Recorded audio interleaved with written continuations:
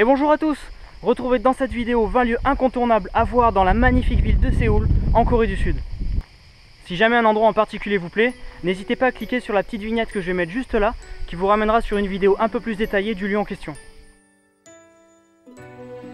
Et on commence tout de suite avec le Gyeongbokgung Palace.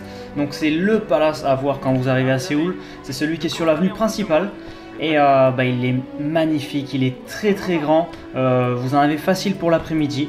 En y allant en plus vous allez passer devant la statue du roi Sejong. Donc vraiment un très bel endroit à faire. Alors en deuxième, le War Memorial of Korea, le musée de la guerre. Je crois que c'est l'endroit qui m'a le plus touché en Corée. C'est vraiment un lieu très fort, chargé d'histoire. Ça vous fait revivre la grande histoire de Corée, les nombreuses guerres qu'il y a eu, autant à l'époque moderne qu'à l'époque médiévale.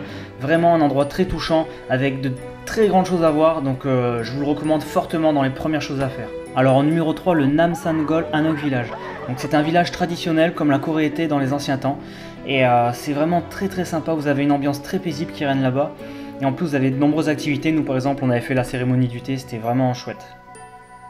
Alors en numéro 4, la prison de Seodaemon. Alors la prison de Seodaemon, c'est vraiment un endroit très fort où il s'est passé des choses horribles dedans. Donc c'est à voir, mais attention, faut être accroché. 5. Le Nandaemon Market. Donc c'est le plus grand marché de la Corée. Donc vous avez sur tous les étages, dans les bâtiments, dans les petites ruelles, en sous-sol, et vous avez de tout à acheter et de rien. Donc à voir, il y a vraiment plein de choses. Hongdae. Alors le quartier d'Hongdae, c'est le quartier jeune à voir à Séoul. Donc c'est le quartier qui bouge tout le temps, qui bouge l'après-midi, qui bouge la nuit, qui bouge en semaine, le week-end. Il y a de tout là-bas, il y a des bars, des restaurants, des boîtes de nuit, c'est le quartier à ne pas louper. Alors la N-Seoul Tower, c'est la fameuse Seoul Tower. Donc c'est la grande tour en plein milieu de Séoul qui surplombe toute la ville. Donc vous aurez un panorama magnifique sur toute la ville à voir de jour ou de nuit. Et ce qu'il y a de bien, c'est que même en bas de la tour, vous avez un très beau panorama.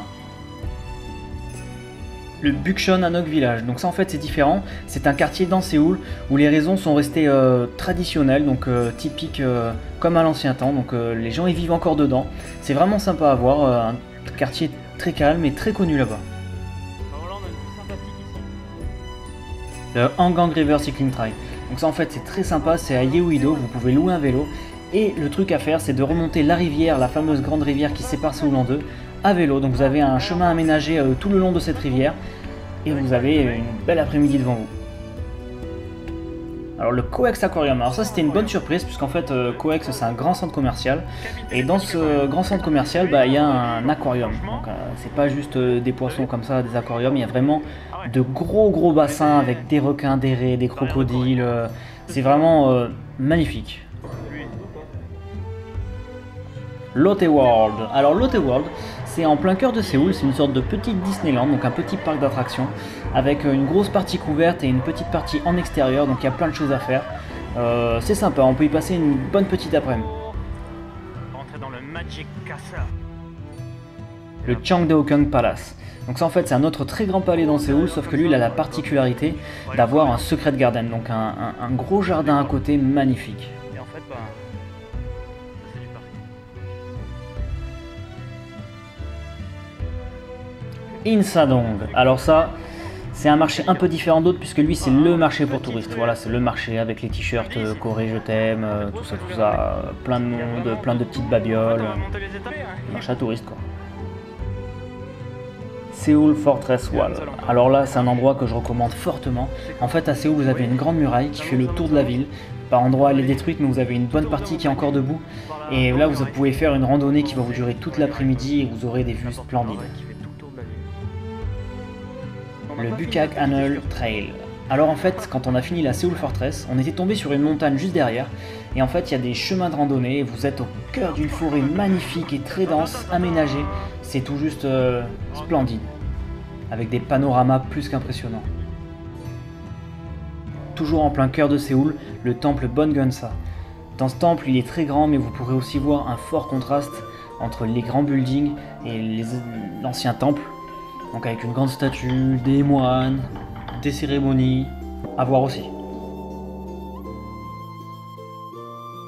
La forteresse de Suwon. Alors là, ça a été une très bonne surprise. Si vous allez là-bas en une après-midi, vous pourrez voir un temple, un grand palais, une forteresse, une grande muraille, une rivière, On sport que vous voyez tout un droit. panorama La nuit fantastique. se lève, Donc vraiment c'est on tourne la un caméra, truc à ne regarde. surtout pas louper. De retour tout en. Dream Forest. Alors là c'est le rendez-vous des familles, j'ai envie de dire. C'est un endroit tout calme où vous pouvez aller vous détendre toute l'après-midi. C'est tout juste beau, voilà. C'est beau, il y a des biches, voilà, c'est pas mal. Donc, Seongjeongneung Royal Tomb. Ah oui, alors ça en fait c'est en plein cœur de Séoul. Vous avez 3 tombes royales à visiter. Donc c'est tout juste un endroit très fort aussi. Attends. En fait, il y a une amie qui va nous rejoindre. Et on va terminer par peut-être la journée qui m'a le plus marqué en Corée. Le plus marqué parce que ça s'est terminé à l'aventure dans la nuit. En fait, c'est le mont Bukhansan. Juste au-dessus de Séoul, vous avez une chaîne de montagnes, une grande chaîne de montagnes avec des grands pics. Vous avez des chemins de randonnée aménagés pour pouvoir s'y rendre. Et arrivé en haut, ben, vous avez une vue tout juste magique. C'est un moment exceptionnel. Par contre, attention à ne pas y aller trop tard, comme nous, parce qu'après, nous, on a fait la descente de nuit. Vas-y, passe. Je t'éclaire. Vous pouvez retrouver mon aventure à Séoul qui a duré 30 jours sur ma chaîne YouTube, dans 30 vidéos qui résument chacune d'elles une journée. Et on se retrouve très bientôt pour de nouvelles aventures, et je vous dis hasta la vista!